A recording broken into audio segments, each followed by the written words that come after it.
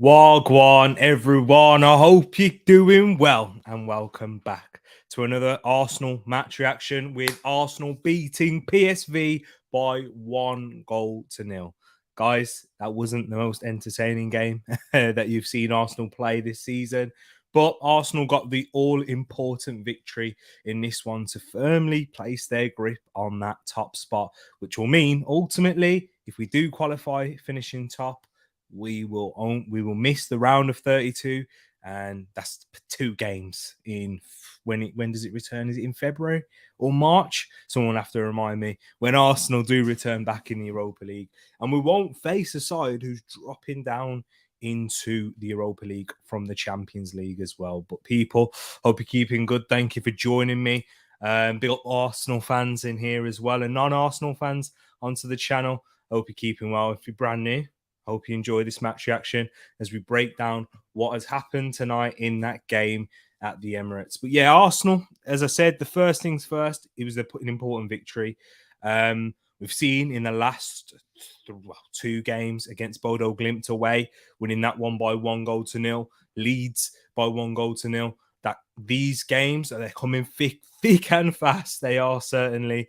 And with Arsenal, who have areas of their team that's certainly not quite strong in, or don't have plenty of depth in quality in those areas, that we're having to play a lot of players. We're having to play certain players in a lot of games, shall I say, and we don't really have some rotation. But on the bright side, I thought there was some positions today that I was quite impressed with, in terms of the depth that we do have, and I was very impressed with the level of performance with some players, and then with others it wasn't so great. And yeah, we'll talk about them, but I hope you're all keeping good, people. Big up to my brother Shay in here, who's saying yo, and then King as well saying Granite Silver, what a goal. Big up yourself, Moss, as well. But Odegaard comes on and wins. Yeah, exactly. It was, and we'll talk about Odegaard as well and the contribution that he had in today's game. So yeah, it was, or tonight's game. It was an early one at the Emirates. The atmosphere wasn't great, but yeah, given the circumstances, this was a rearranged fixture. This game was meant to happen a while ago now, but of course, due to the passing of the Queen and in such short notice, I guess it's a very hard for Arsenal fans to get to the Emirates for 6 o'clock, which here in the UK is where a lot of people go while still working or just getting back from work. That's why the 8 o'clock kickoffs and 7:45s are a lot more familiar here in the UK. But yeah, it was difficult, but I'm not quite sure what the reason is. My guess why they had to put it at 6 o'clock is UEFA and the Premier League must have had an agreement or something to play this game at this time, given the fact that there's Premier League games happening right now as we speak. So that's possibly the big reason. But yeah, it was an interesting affair. I thought Arsenal deserved to win it in the end with how we played. I thought in the first half compared to the second half, I thought it was much better in the second half, should I say, sorry. We increased our level of performance in the first half. It was a bit slow, but I don't think it was bad at all. I just thought that we was lacking that little bit of sharpness, and maybe it is a bit of fatigue that's creeping into the legs of players, because I thought they were mentally ready, mentally prepared. It was just those little bits in the final third. Before Granit Xhaka got his goal, he had a couple of pop shots from distance where he dragged them wide or didn't quite get the technique right in terms of dragging his shots and choosing the wrong choice of shooting. For example, in the first half, he had one chance which he dragged it when I thought he should have went with the outside of his boot, or tried to get the spin away rather than dragging it across. And those little things there, we just wasn't quite at the level that we have seen. But yeah, as Idris has said right here, saying checking in, hope you're keeping good. A win is a win. Got to take it. Indeed, Idris, spot on, and big up yourself each and every time. And that's why I'm not going to be too negative or downbeat or anything, but because there were some bright sparks. And as Moss brought up, was Odegaard when he came on, him and Partey, I thought they added an extra bit of quality into the game and quicken the pace of our attacks when we did have the ball in and around their box in the final third.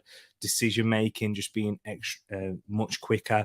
This from the starters, I thought Tierney was excellent in the first half. I thought we tried to attack through him a lot, and he was getting to some dangerous areas. Just wasn't quite finding that right ball, but I thought he was putting him into the right areas. And making some great runs and showing a lot of a quick turn of pace. And Kieran Tierney was good in my eyes. Tomiysu, there's been a lot of talk going into this game about Cody Gakpo, who a lot of Arsenal fans who have wanted and who would love to see at the Emirates, as well as Manchester United fans who were saying that. He was totally anonymous today. And every time that PSV looked to switch that ball to Cody Gakpo, who's a very tall striker, 6'2", Tomiysu, aerially strong and dominant, was able to win those battles. And even when I can think on one occasion where he didn't win the header, he knew he knew how to pick his battles and wasn't cheap in the free kick and giving free kicks away. So I thought both fullbacks were excellent, and then Tomiysu played a huge part in that goal with an excellent ball into the box. And this is a side to Takehiro Tomiyasu's game, which I think is quite underrated by, the general fans and even Arsenal fans in when we look at him, because we talk a lot about his defensive qualities, being able to defend on both sides, in at left back and at right back, and being, ambidextrous really with his 2 feet, and being able to play with his left foot. He helps us with his passing from deep. And we saw him struggle on that left side against Leeds with their high intense press and in that game, but then looked more comfortable and assured in at right back. I thought today he was quality, and he provided an outlet for Bukayo Saka throughout the first half and throughout the second. Showed tremendous energy. And the part, what I'm saying is really underrated is his crossing. I do think he does put good crosses into the box, but we haven't really had a player, or we haven't really had many players entering the box. Last season when we saw him play a lot, and this season having Xhaka in there, Jesus, Saka coming inside, and sometimes Ødegaard drifting in late as well, and then Eddie Nketiah too. I think you get to really see the quality of his crosses now, and his awareness to play that ball in that area to Xhaka, who's very good, by the way, in that sense, in picking up that area where all the centre-backs of PSV drop deep and drop deeper, and picking up that bit of space there. I think that was clever. So Tomiysu, man, I'm really liking these fullbacks that we've got here, in the depth that we've got there. Zinchenko, who was absent tonight due to injury again. A little bit concerning because he hasn't been back. And speaking of Tomiysu and Zinchenko, it was a similar injury that Tomiysu struggled with last season with the calf. And we kind of had the same response from Mikel Arteta in that, we'll see. He's close, or, not ruling out his availability for as each game goes on. But then Tomiysu was always one game away for about a whole 2-3 months last season.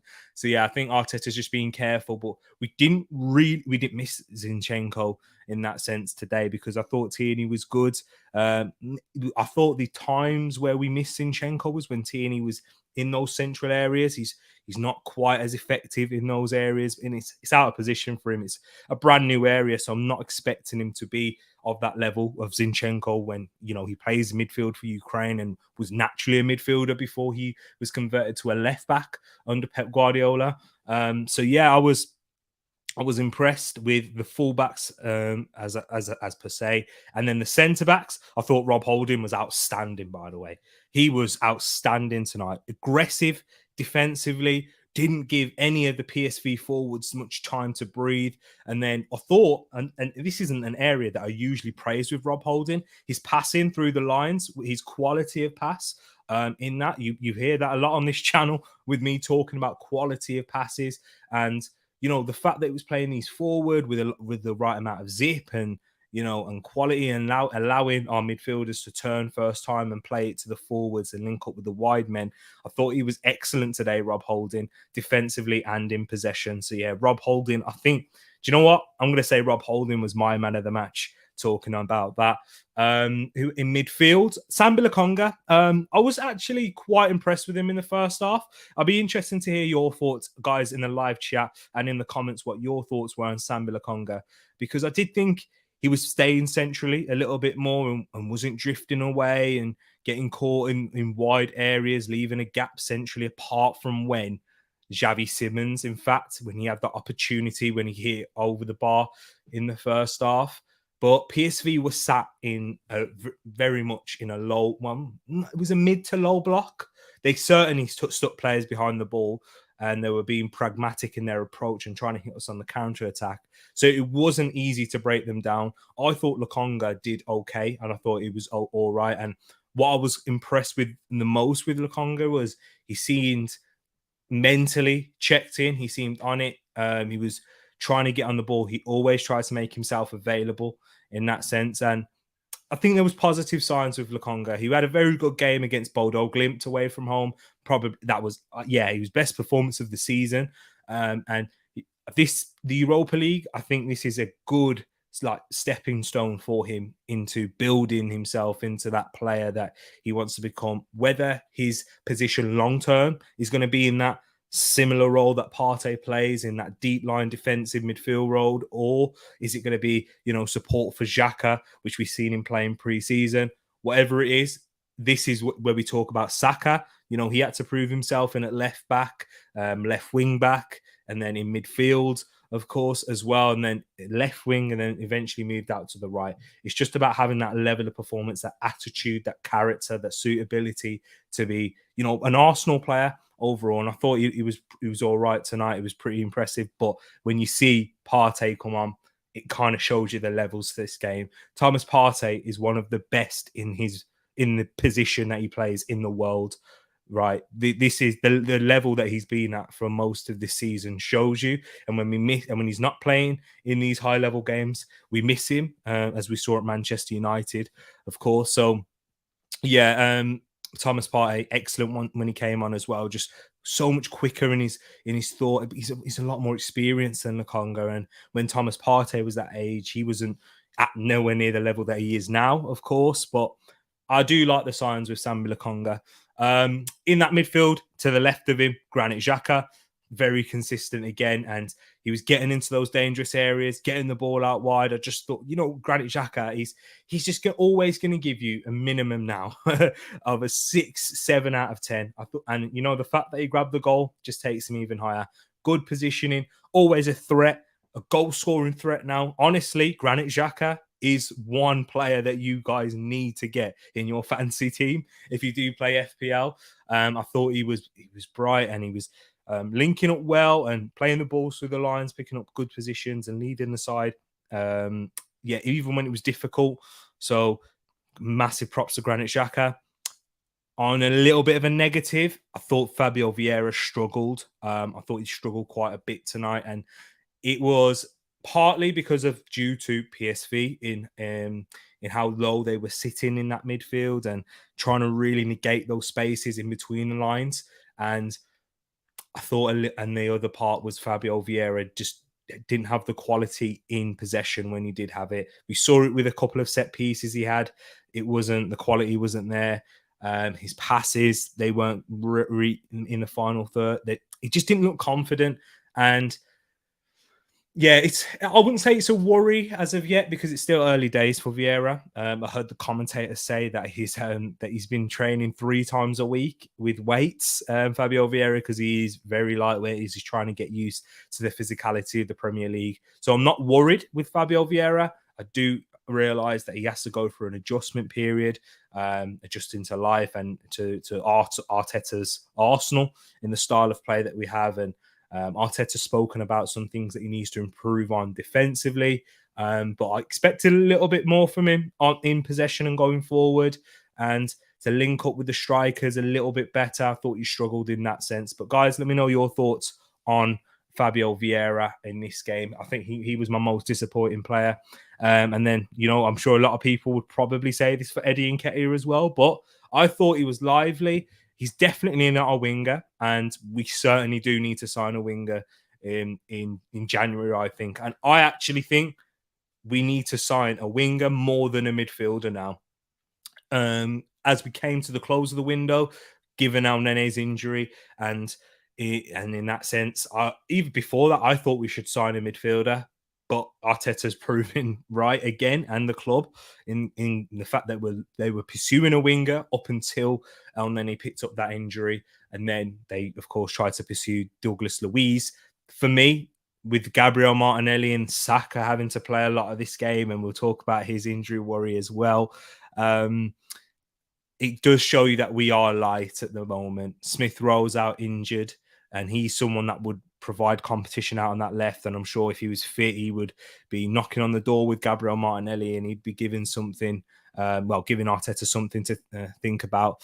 But yeah, we are very light at the moment, and it is a worry because the quality drop off in those areas is worse. And this is why I don't blame Eddie, because I think he is similar.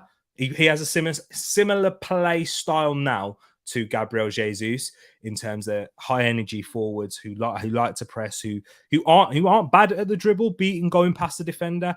I just think Eddie's just that level below of Gabriel Jesus in quality, but in terms of style of play, I do think they are very similar in that sense, and they were picking up similar areas of the pitch and the areas of the pitch they like to thrive in a little bit more. I think Eddie Nketiah is improving by the day, and by each game that I see him, I see a different side to Eddie Nketiah, which is good, which is positive.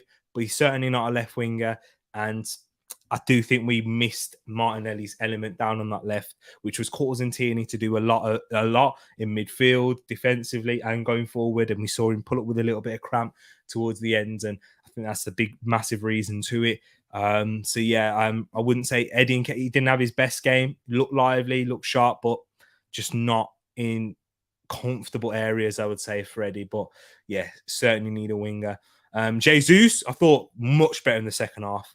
It wasn't his day in front of goal, but definitely better performance than he was against Leeds. Sharp, creating opportunities, just showing that quality and that reliance upon him. But a lot of people say, you know what, if Jesus gets injured, then you guys are finished. Then you guys drop off. I mean, of course, if we drop off in quality without Jesus, because that's how good he has been and that he is. But I'm not as worried because I think Eddie Nketiah can give you similar elements to what Jesus will give you. And yeah, of course, he's not going to create as many chances or that Jesus does by himself, and just bring a lot of players into play with his hold-up play. But he's good at that. I'm not as worried with Eddie Nketiah coming into the forward line as others. But that left wing and not right wing with that Saka injury worry. So initially when I saw it, I'm sure just like each and every one of you, heart sank, time to press the panic button. But in the end, when I looked on the replay, it did seem to be a contact injury. And he was struggling for a little bit, which made me worry again. But then thinking about it, with a contact injury to that area of the body where there's a lot of muscle, a lot of flesh, it most likely was a dead leg, and that's probably what affected him. I don't think he'll be out for the game against Southampton. If you was to listen to me without having much knowledge on the actual injury, I'm sure Arsenal and Arteta, the physios and the doctors will be able to provide us with a better update. But I would imagine we'd see Bukayo Saka against Southampton. So yeah, let's cross that injury worry out. I know I'm probably scared you a little bit with that title, but I think he'll be all right, and I think he'll be fine. So yeah, Bukayo Saka, impressive though in terms of his performance. He's just showing that little bit, that va-va-voom, as Thierry Henry would say, the X factor, cutting inside, beating players, showing that wonderful skill. To create a couple of opportunities, and he was so unfortunate not to grab a goal in that situation where he did pick up that kick. He's just a joy to watch, Bukayo Saka, and he's so special. And this kid, we need to get that contract signed up. I'm sure we will. I'm confident in that we will. I'm confident with the likes of Martinelli and Saliba as well, with everything around the club, the feeling, the atmosphere, and the players' mentality, and they all buying into Mikel Arteta's project. It is a beautiful sight to see Bukayo Saka in full flow, but we need honestly, people, we do need that wide player. We need to be able to give him a rest. Reece Nelson came on for him towards the end. Arteta, I think it's going to be a similar situation with Eddie in terms of Eddie and Nelson's going to have to prove himself in a time where Bukayo Saka isn't fit or for whatever reason on that right side, and to grab the opportunity by the horns, literally, Reece Nelson, because his time's running out. Literally, his contract is ending at the end of this season. It's due to expire, shall I say? Sorry. So yeah, but we certainly do need that winger. And if we do get that winger, I'm sure it all but ends Reece Nelson's time at Arsenal. So if Arsenal are going to sign someone in this window, I do think it will be a winger over a midfielder. But yeah, just talking about the substitutes, Martin Odegaard, Thomas Partey, they came on. They added that quality. No surprise that we picked up the goal in that situation. It was where Martin Odegaard in that right half space, as he usually is. The overlaps provided by Tomiysu. He's played it in the exact right moment with the exact weight of pass. Guys, I've been waxing lyrical about this from Odegaard's game and his ability in the last few weeks. That right moment, when he plays that pass, he knows when to do it and how much power and pace and to put onto that pass, and he puts it into the path of Tomiysu, where he's able to cross it first time, and Xhaka with the excellent finish with his weaker right foot, sweeping it across. He went for the across goal shot earlier with his left foot. I didn't think that was the right choice, but this one, it was perfect, and he caught it, and he just kept it down and caught it so well. So yeah, Thomas Partey midfield, helping us progress the ball through the lines much quicker. Always available, Thomas Partey, always is. And because he's very, very skillful technically as well. It's hard to predict what his next move's going to be. He doesn't make it easy to predict his next pass with his body shape, because he can quickly drop a shoulder and then play it through the lines into a player like Jesus in the central areas, or out wide to Saka or to Odegaard. Those guys, real quality. They are on the bench for this exact reason, to bring them on in this sense. But yeah, if we just need to hope and pray that Odegaard and Partey remain fit. It's wonderful to be top of the group. PSV, Xavi Simons was the only bright spot really for me. I thought Sangare was good defensively. On the ball, he was okay. He was playing. You know what? It's hard to really judge Sangare on the ball with how PSV set up in this game. Cody Gakpo did nothing. Nothing of note. Couldn't really get into the game. But Xavi Simons was their brightest spark, and Tierney had to marshal him well. He gave Tierney a run for his money. Picked up a few chances, I would say. He got a shot off at one stage where it looked like Gabriel could have got the ball, but he hesitated. But yeah, I thought Turner gave me a lot more confidence today as well. He's really grown in his performance, Matt Turner is. And I'm liking certain areas of this Arsenal team, but there's also other areas that we really do need to build upon and strengthen. Once again, midfield is certainly one of them. Wide areas in a winger, in my eyes. But yeah, massive credit to the lads out there to put out, grab the win. And I thought we played all right. I thought we played decently as well. Only real negative was Fabio Vieira. But guys, let me hear what your thoughts are in the chat right now. Before we wrap up, big up to each and every one of you that is tuning in. Currently, we've got 34 people watching live. If you are over on Twitch, give us a follow on YouTube, or a subscription, shall I say.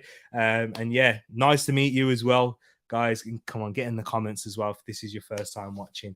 It'll be great to see you, and put I'd like to say put a face to the name, or name to the face. No, I'm waffling here. Let's see what you guys are saying. Shay, we have got Southampton next. Hopefully that Bukayo Saka will be fit, and that we can put in a better level of performance than we did against Leeds. And I think the fact that we was at home will help that one. And I don't think the game was as intense or as physically intense as Bodo Glimt. Honestly, PSV, they didn't impress me. They've got individuals impressed me, like a Xavi Simons, like a Sangare. But I don't think as a team they impressed, but I'm sure it would be a different game at their ground at the Philips Stadium in the Netherlands. It will be an interesting one next week at 5:45. So yes, people, make sure you tune into that. I'll bring you a match reaction afterwards. 3 points on to the next, says Sartvik. Big up yourself. I totally agree with you there. And Fulham are 1-0 up as we speak as well. Tommy is a monster in the air. Need to use it in attacking corners as well. Matt, great point there. Tomiysu yet to score for Arsenal. Yeah, we do need to use it. I'm not sure why he hasn't, because we have seen him in both boxes. He defends corners and set pieces very well. His positioning is excellent in at the back post if there's any crosses from our left side and the opposition's right. He's always good at covering, and we saw it against Leeds as well with that massive tackle on Jack Harrison, which led to Bamford's disallowed goal. But yeah, he's excellent. Wilmore Peterson, hope you're keeping good, says good evening. Is Saka injured? So we've not provided any updates yet from Mikel Arteta. I'm sure he'll be all right though. He carried on playing after that. I'm sure it was just a dead leg, maybe some bruising at the most. But yeah, it's not a pull or anything like that, which will give us a sigh of relief, because that muscular injuries like that can take weeks, and with the calf we've seen with Zinchenko, it's an area to worry about. But I will say at this moment we can be optimistic, because it did look like an impact injury, which at most it will be a dead leg and some bruising there. Fulham being 1-0 up is just madness. Villa are so the rest. It's just disrespectful to Tereak. Yeah, they're shocking, man. They are awful. Good evening. Big up yourself. Drop a like. Listen to my brother Edmund, who we are going to be recording the Arsenal, not the Arsenal show. He's not an Arsenal fan. The Premier League preview show right after this. Lokonga was good, but Xhaka bossed it. Took the game by the horns, captained it like a boss. Yeah, exactly. My captain right there. Idris, massive shout. I love Granit Xhaka, right? And even when it was unpopular to say on this channel, there's videos out there when Aubameyang was stripped of captaincy. Granit Xhaka was the one that I went for, and he is the captain of Arsenal. The de facto captain. He's the vice captain. Whereas Erdegaard wears the armband when he's playing and when he's on the field. But Granit Xhaka, the leader that he is, we've got a team full of leaders. Martin Erdegaard is certainly one as well. We've got plenty, Lokonga, who's also been a captain and Anderlecht at a very young age. Plenty of leaders, which is why Arsenal are sitting pretty at the top of the Premier League right now, as well as their Europa League group. Jesus was excellent, except at scoring. Needs to be more clinical. Vieira looked lost today, maybe because he's training so hard. Yeah, I think that could be a factor with Fabio Vieira, physically getting used to the Premier League, the demands of the intensity week in, week out. It's different to how it is in Portugal. We're seeing Nunes adapting to a system at Liverpool and adapting to this league. I think we'll have to have the same with Fabio Vieira too. And in terms of your point on Jesus, 100% agree again. He was excellent, just lacked that clinical cutting edge, which has, if we're going to be honest, King, that has been a question around Gabriel Jesus' game. Even before he came to Arsenal, he can do all the link up and the creating well, but it's about being in that area and finishing his chances. But yeah, I still think he's got levels to go to, even though he's such a fantastic player and has transformed our attack since his arrival. Big up yourself, Aled. Arsenal have an obsession of winning at the moment. Scary for other teams. Hope you're doing well, brother. And this is coming from a Liverpool fan. So big up yourself, Aled, man. Hope you're keeping good. You know what you need to do, people. If you haven't done so already, go subscribe to Clock Talk TV as well. We've got plenty more content coming up together in the near future. It says big up to the chat. 600 subscribers pending. 30 plus in here. Drop down to 22 now, but big up each and every one of you that are here watching live. Erdegaard is so underrated by our fan base. And you know what, King? Once again, you're hitting the nail on the head. A reason why that is the case is because he doesn't do obvious things, I would say. He doesn't do things that are so obvious, like in being the one creating that opportunity, a shot, a chance straight away. But his pass is like a pre-assist in that sense, and he's vital in keeping up the intensity. And he does have the ability to create, And in games like this, where teams are sitting deep and we need to be a little bit more incisive, pick our passes right, play the right pace on that ball, and and just be quick in transition. Odegaard's fantastic at that. And then there's all the other things that come with him defensively, leading the press. Odegaard's essential for Arsenal in that sense. And look, Moss is saying here, 13 out of 14 complainers be gone. He's calling out Dan Potts as well. Odegaard on, and we win. Xhaka, Tommy, Saka, great today. Holdinho, solid. I thought he was great as well. Eddie, Jesus, Gabby could have been more clinical. Bye Yankees. He doesn't like the Yankees cap at all. Odegaard and Jesus are some of the biggest value signings in the last 5 seasons. What is that we paid for him? 35 plus 45, 80 million. Yeah. So that's massive. Yeah. 80 million for them both as well. Big up yourself as well there. 37 watching, get the likes up. Exactly. Young Simmons, Moss likes. Yeah, exactly. He was good. Sangare, he does rock. Vitesse and PSV were missing. He's quality.